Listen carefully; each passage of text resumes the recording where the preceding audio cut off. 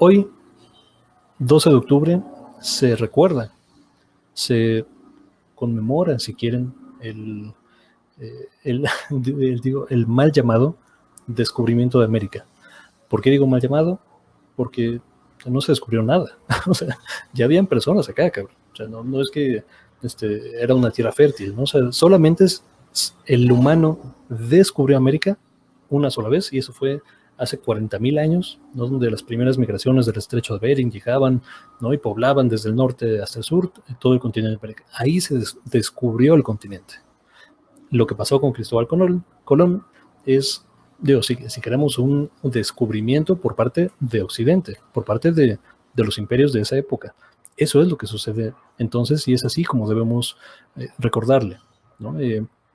Digo, en algunos países, por ejemplo en España, sí se celebra, no se conmemora esta cuestión, digo, y se celebra por temas evidentes, ¿no? Porque ese fue un parteaguas en la historia, digo, en la historia mundial, pero particularmente de España, porque de ahí surge un imperio que duró centenios, ¿no? O sea, como tal, o sea, duró 3 siglos de dominio ¿no? El imperio español sobre buena parte del mundo como tal. Digo, después no entra en declive por distintas cuestiones, mala administración, cuestiones geopolíticas, surgen otro tipo de poderes, otro tipo de imperios, como ¿no? Francia, Inglaterra, y toman en muchos sentidos su lugar, ¿no? Hasta el imperio británico, que es el imperio más grande en la historia de la humanidad, o sea, de ese tamaño. O sea, digo, famosamente era el imperio donde nunca se ponía el sol, ¿no? Y lo decían con orgullo, o sea, porque, o sea, donde, o sea, ¿no? En cualquier momento, en cualquier uso horario, había una parte, una fracción, una porción pequeña, chica, mediana, ¿no? Grande, del imperio británico. Pero bueno, entonces estamos, ¿no? Ya regresándonos un poquito al tema de Cristóbal Colón y el llamado descubrimiento de América, ¿no? Que ya quedamos que no hubo tal descubrimiento porque ya estaba descubierto. No puedes descubrir 2 veces una cosa, ¿no? Lo descubrieron, digo, y además por medio accidente, ¿no? Medio empresa por ahí, ¿no? Un fondo que se dio.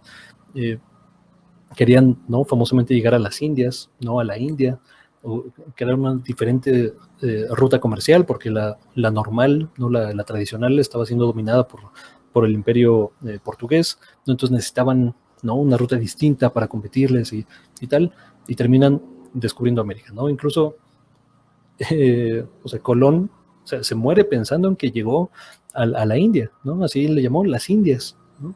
Y bueno, las personas, ¿no? Eran indios e indias, ¿no? Porque él pensaba que había llegado a las Indias. Digo, o sea, yo puse un tuit hace rato, ¿no? Digo, medio de broma, pero digo, medio en serio, que, o sea, yo me puse a ver, ¿no? Como los trending topics, y veía mucha gente como celebrando esta cuestión desde el punto de vista individual y como si fuera un éxito del emprendimiento, y la innovación, ¿no? Y la ciencia y la tecnología. Digo, esto es, por supuesto, un simplismo histórico completo, porque para empezar, de ningún modo se puede atribuir a un éxito de la empresa privada. ¿Por qué no? Porque ¿de dónde venía el financiamiento? Venía de la corona española. O sea, y esto es cierto hasta la fecha. O sea, el sector privado no es bueno en inversiones a largo plazo. O sea, si tú haces una junta directiva, ¿no? Y dices, oigan, tengo este proyecto de exploración, ¿no? Por ejemplo, a Marte, cabrón. Entonces, ok, ¿no? Perfecto. ¿Cuánto va a costar? Muchísimo, ¿no? Todavía no sabemos, pero digamos, lo que calculamos ahorita se puede duplicar o triplicar, o sea, no sabemos. ¿Cuáles son los riesgos? Pues todos, no se puede fracasar, podemos no obtener nada y gente puede morir. ¿Y cuáles son los retornos a la inversión?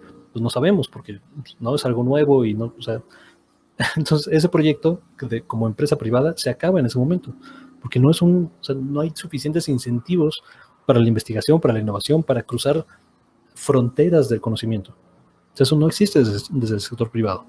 El sector público tradicional e históricamente apoya a estas nuevas, ¿no?, empresas, que ellos sí que se pueden dar el lujo de invertir en algo que quizá no tenga un retorno a la inversión, porque su motivo no es estrictamente financierista. Digo que en esta empresa, ¿no?, ya que se establece que hay un potencial, ¿no?, de inversión y un potencial para conquistar, entonces sí, ¿no? Entonces, ¿no?, aquí están mis banderitas, no de España, ve conquistando y ve matando y lo que tengas que hacer, pero o sea, conquista ese terreno como parte del imperio, ¿no? Y después de eso, después del proceso de conquista por parte del Estado, entonces sí, ¿no?, vienen las empresas y viene la extracción de recursos y viene, ¿no?, toda esta cuestión sistemática que duró, o sea, materialmente siglos, desde América Latina hasta Europa. Es más, o sea, no se entiende históricamente el surgimiento del Imperio Español y el posterior surgimiento del Imperio Británico, que de nuevo es el más grande en la historia de la humanidad. No se entiende sin la extracción material, histórica y sistemática de recursos desde América hacia Europa. O sea, eso es historia, ¿no? Eso está escrito ahí. O sea, no hubiera ocurrido ese trazo de la historia si no hubiese sido de esa forma. Ahora, digo, hay quien hace el argumento quizá no simplista, o sea, es ciertamente histórico, pero quizá no es el punto más importante, que dicen, no, es que no hay que celebrar a Cristóbal Colón porque no fue el primero en llegar. O no hay que recordarlo tanto porque no fue el primero en llegar. Digo, hay no récords históricos que probablemente, y solo probablemente, se tenía contacto con Asia, por un lado, desde ciertos artilugios, ¿no?, y artefactos que parece que había un intercambio comercial por ahí, con lo que hoy es Corea, ¿no?, con lo que hoy es Japón, quizá pudo haber sido de ese lado. Y por el otro lado, el lado del Atlántico, ciertamente Leif Erikson y, digo, los vikingos, no los ahora países nórdicos, llegaron primero a América, digo, y establecieron relaciones, establecieron intercambios, y establecieron, ¿no?, digamos, un tipo de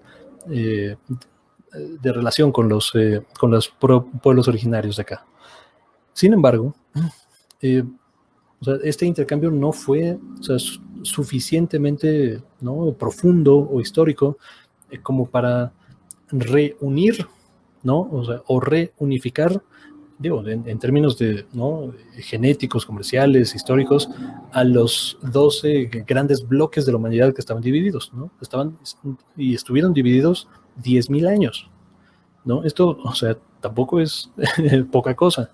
Estamos hablando de, ¿no?, de la migración que hubo a América, que estuvo separado completamente del mundo, y, ¿no?, por otro lado, el Eurasia, ¿no?, o Euroasia-África, pues, o sea, estuvo separado completamente de los otros continentes en términos estrictos, no en términos profundos. Entonces, digo, ciertamente, si no fue el primero, pues sí fue quien estableció esta relación más profunda, ¿no?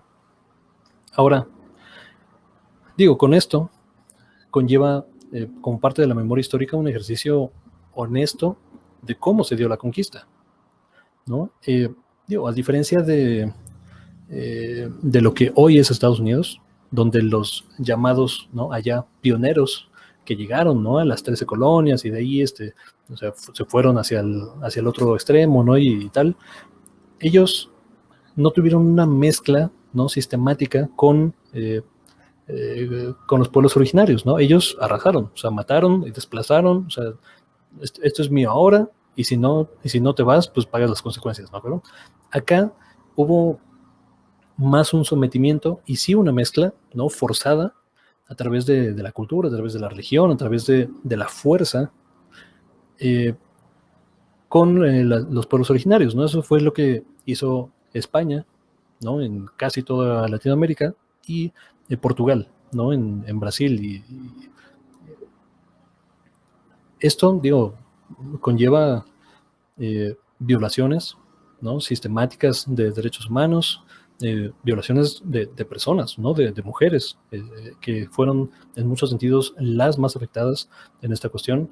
Hubo, digo, un genocidio material, digo, que además la conquista no se habría dado, o tampoco se explica sin las enfermedades, ¿no? Que se transmitieron de un lado a otro. Digo, por un lado, ¿no? Malaria, ¿cómo se llama? La del escozor de la piel y los... Ay, se me olvida, man. Pero bueno, esa enfermedad que, digo, ahorita ya está virtualmente erradicada, por lo menos en Occidente. Y nosotros, ¿no? Bueno, o sea, nosotros, hablando como la gente que vivía en el continente americano, transmitimos probablemente la sífilis, ¿no? Europa, que tampoco estaba, o sea, existía por aquellos lugares, o más bien se pueden rastrear los primeros casos no documentados de sífilis en Europa a partir de esta mezcla, ¿no? Y conquista de un territorio a otro. Ahora, bueno, en esta remembranza honesta pasamos digamos, al último argumento que vamos a hacer hoy sobre qué hacer entonces con las estatuas, ¿no? Los monumentos, los museos, la historia o los vestigios históricos y representaciones de esta manifestación, ¿no? Que fue la conquista y particularmente con la imagen de Cristóbal Colón. Y esto con motivo también de que en la Ciudad de México, Claudia Sheinbaum, la jefa de gobierno de la Ciudad de México, está, digamos, un poco pensando o cavilando sobre retirar materialmente la estatua de Cristóbal Colón de forma permanente, ¿no? Esto también ha generado en redes sociales un ambiente de quizá polarización, ¿no? En este sentido, como todo genera polarización, ¿no? En el siglo XXI y en redes sociales. Se retiró, el motivo fue por mantenimiento, ¿no? Eso es lo que dijeron, tanto Cristóbal Colón como los evangelizadores, ¿no? Que van aquí, tradicionalmente aquí alrededor. Y llama la atención que haya sido mantenimiento porque, si quieres tener presentable a tu Cristóbal Colón, pues lo quieres tener presentable, ¿no? Si lo quieres tener para cualquier fecha del año, lo quieres tener para el 12 de octubre, ¿no? Que se vea bonito, presentable, tal, si es lo que quieres.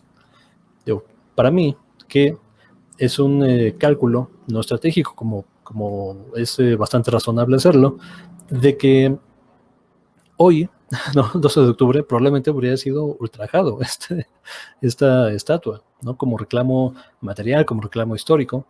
O sea, de cómo vas a tener un genocida, ¿no? Expuesto ahí en, no en una de las avenidas principales, no nada más de la Ciudad de México, sino del país, ¿no? Entonces, esto yo creo, esto es especulación, que fue una cuestión preventiva, ¿no? Y esto, lo estoy pensando así porque en la Ciudad de México ya se está negociando y se está cabildeando borrar nombres, ¿no? De placas de personajes represores en la nomenclatura, ¿no? De toda la Ciudad de México.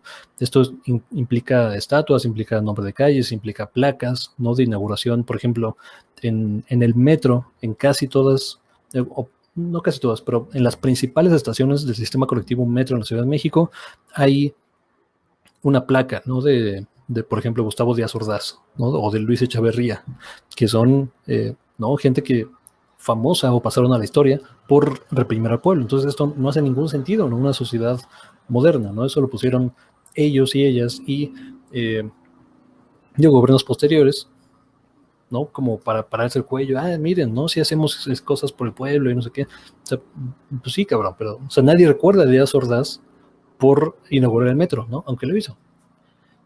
Todo el mundo lo recuerda por la tragedia, ¿no? De 1968, de la cual hablamos en su momento acá y seguiremos hablando sin ningún problema. Entonces yo creo que hay una discusión bastante razonable que se puede tener respecto a qué debemos hacer con estas efigies, ¿no? Con estas figuras, con esta parte de la historia, porque ciertamente lo son.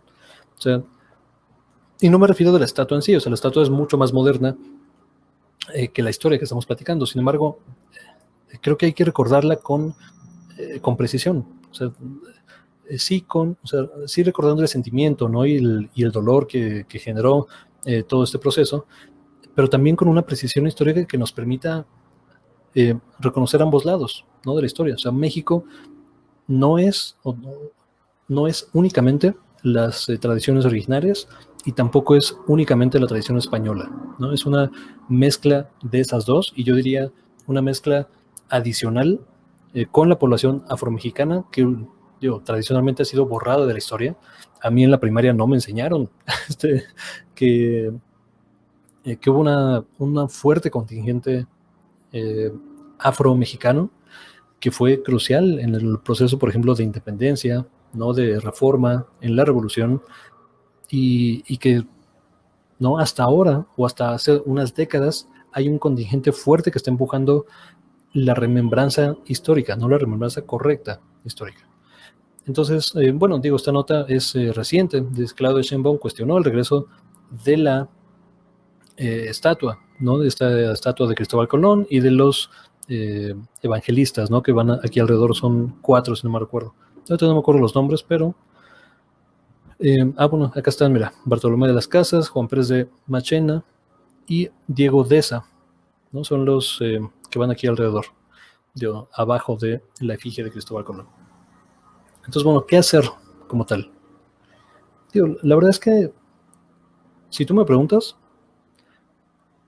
yo quitaría como tal esta estatua de Cristóbal Colón y todas las que haya en la República, pero no las borraría de la historia. O sea, las pondría en un museo, ¿no? Eh, digamos, con motivo, con objeto de recordar de forma adecuada y de forma precisa los acontecimientos y los procesos históricos que llevaron, por un lado, a la conquista de México, ¿no? La extracción material de recursos sistemática en toda Latinoamérica, y no, pues poner a cada quien en su lugar. Si bien es un proceso importante, ¿no? Histórico para el desarrollo de nuestra nación, de tecnología, ¿no? De la ciencia, la fundación de universidades, por ejemplo. O sea, no, lo que quiero decir con esto es que no todo es blanco y negro, ¿no? Y esto es una cuestión que frecuentemente abordamos ¿no? En este canal, en este espacio, en el que la gente está muy acostumbrada ya a tomar bandos, ¿no? Es decir, yo soy, en este caso, ¿no? Team Cristóbal Colón, y todo lo que hizo está bien y somos fantásticos porque ellos nos trajeron cultura y nos trajeron comida y nos trajeron la religión y qué bonito es todo. O, ¿no? Team, no, yo, team contra Cristóbal Colón, ¿no? Todo lo que hizo es malo y sobajaron a la gente y violaron y destrozaron y mutilaron. Y la verdad es que las dos tienen algo de cierto, en realidad. Aunque digo, o sea, tener, ¿no? Una efigie de un personaje como estos en las en las principales calles del país, eso me parece un exceso. Entonces no me parece un personaje que se deba celebrar, me parece un personaje que se debe recordar y conmemorar en su justa medida, ¿no? Con los asteriscos que sea. Ahora, ¿dónde termina esto? ¿O cuáles sí son los personajes que deberían estar, ¿no? en una o sea, ¿no? Desplegados a este nivel, ¿no? de exposición, digo, en México o en cualquier lado? Y creo que también hay una conversación interesante, ¿no? Al respecto, o sea, porque, no sé, o sea, digo, hay ejemplos muy claros, ¿no? Como Cristóbal Colón, o sea, una persona que conquistó, que sobajó, que esclavizó a personas. O sea, digo, para mí, o sea, ya eso es una línea. Bueno, si esclavizas de personas, probablemente no mereces una estatua, ¿no? Por lo menos desplegada en las principales avenidas del país. Entonces, no me parece una cuestión complicada, ¿no? O Díaz Ordaz, ¿no? Por ejemplo, que también es otro extremo de un impresentable de la historia nacional, pues tampoco le vas a poner una estatua, ¿no? O sea, de eso, digamos, esos sí son ejemplos claros. Pero hay otras discusiones más profundas, ¿no? Por ejemplo, en donde, yo no sé, Benito Juárez, ¿no? Tenía ciertas inclinaciones que no son progresistas, por lo menos en el progresismo de hoy, ¿no? Del siglo XXI, respecto a, ¿no? Mujeres, a derechos de homosexuales, ¿no? Por ejemplo. Era bastante conservador social en ese sentido. Entonces, digo, eso es completamente inaceptable para el estándar moderno, ¿no? Pero en ese entonces era el lugar común, era, ¿no? Tranquilo.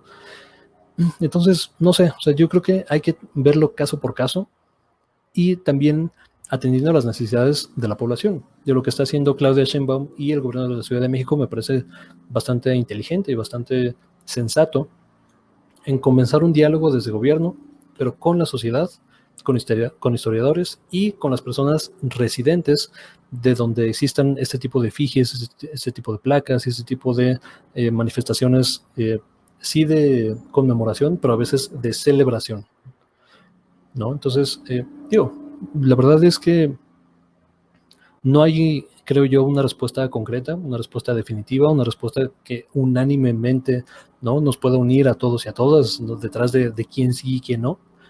Pero me parece una conversación interesante que debemos tener, y nada más cerrar con el punto que también hacemos, ¿no?, evocamos frecuentemente en este espacio, no confundir o no sustituir, mejor dicho, lo simbólico, que son estas estatuas, que si bien tiene su significancia, ¿no?, ya lo estamos hablando en este segmento, no confundir eso, que es lo simbólico, con lo material, ¿no?, y lo que realmente afecta a la vida de las personas, que son políticas más justas, políticas más respetuosas con el medio ambiente, políticas que directamente mejoren las condiciones, ¿no?, sustantivas de vida de las personas, sobre todo de las personas más vulnerables, que son los pueblos originarios en todo el país.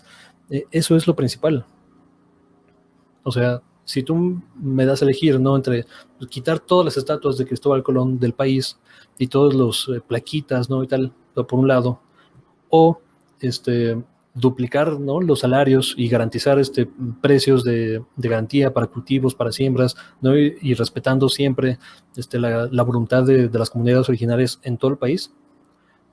O sea, si es una u otra, o sea, para mí no es, o sea, no es ni una pregunta difícil, ¿no? O sea, ¿sabes qué? Pues, o sea, si vas a crear más estatuas, haz más estatuas, cabrón, pero, o sea, mejora las condiciones sustantivas de las personas más vulnerables en el país. O sea, eso es, digamos, es una pregunta fácil para mí, ¿no? Básica. Claro que no son mutuamente excluyentes, pero hay personas que se enfocan muchísimo más en la lucha de lo simbólico y se olvidan de la lucha sustantiva. Entonces, bueno, nada más dejar este comentario como no caigamos en esa trampa. En fin, hasta ahí dejamos esta cuestión sobre el 12 de octubre, sobre Cristóbal Colón y sobre las estatuas en todo el país. Comenten, ¿no?, cuál es su opinión al respecto, si ustedes creen que sí merece Cristóbal Colón tener una efigie en Reforma o donde sea, y si es así, perdón, o sea, ¿cuáles otros personajes les gustaría que tuvieran, ¿no?, efigies, o cuáles personajes entrarían también en esta conversación? O sea, yo creo que en la historia de México no faltan discusiones que tener respecto a este tema. Pues muchas gracias por ver, por compartir y suscribirse y todo lo que debo decir al final de los videos, y nos vemos hasta la próxima.